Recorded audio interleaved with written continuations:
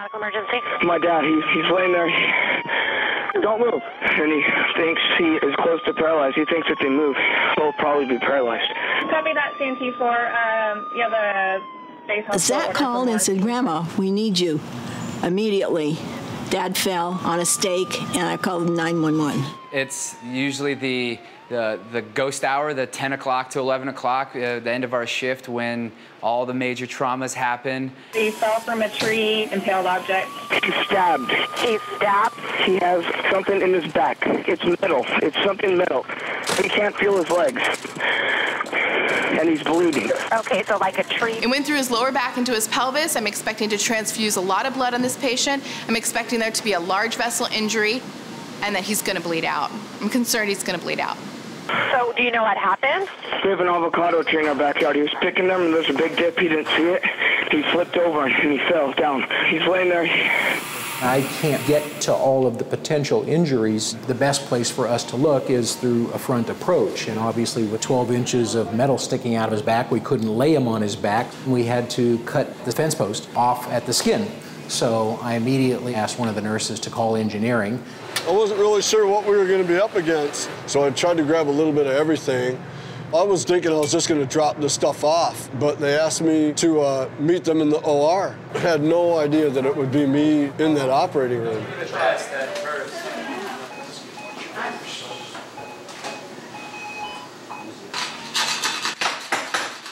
A thought ran through my mind that possibly he could be paralyzed.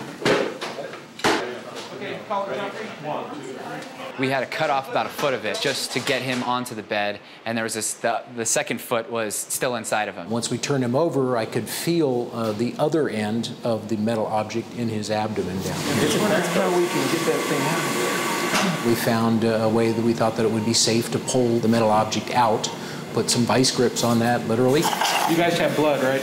Yeah, blood, yes. We go side to side a little bit. It had gone through a part of the pelvis and had lodged in a rather thick area of bone. It took 3 guys to hold him down while I pulled. That's how hard I was pulling. Launched this thing out and went flying across the room, and it was unreal. We're going to want a reticulator TA. Prepping to do an exploratory laparotomy to see what's going on inside his belly. Looking first for, major vascular injuries, which could be, very quickly life-threatening. He was very close to a couple of big arteries. Give him 1 unit of blood. Give me some Surgicel, please. A lot of our training is knowing what parts belong where, and when they're not in the right place, to figure out how to get them back.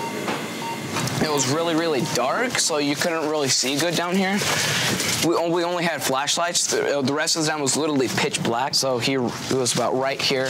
He was reaching. He fell down right there. The thing that he landed on was the thing like this, except it was way longer, and it was stuck in his back.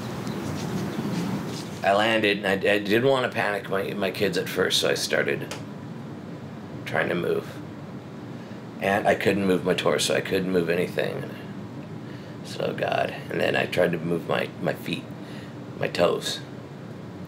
And I couldn't feel my toes, and then I thought, wow, this is really, really, really bad. If he was 1 inch to the left, he could have been dead. It was really, really scary. Yeah.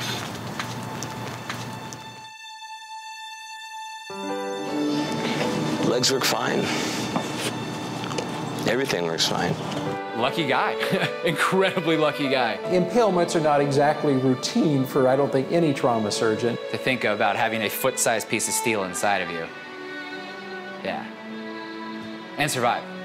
And live to tell about it. When I came home after 2 weeks and saw my boys, I just, go up and give them hugs because I'm just very,